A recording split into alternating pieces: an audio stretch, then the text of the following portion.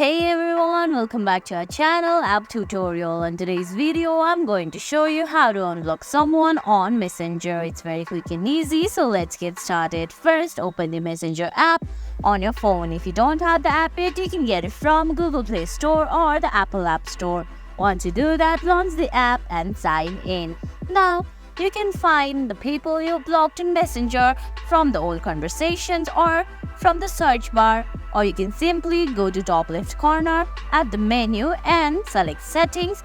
Under settings, find privacy and safety, then scroll down. Now under who can reach you, you can see blocked accounts right under restricted accounts.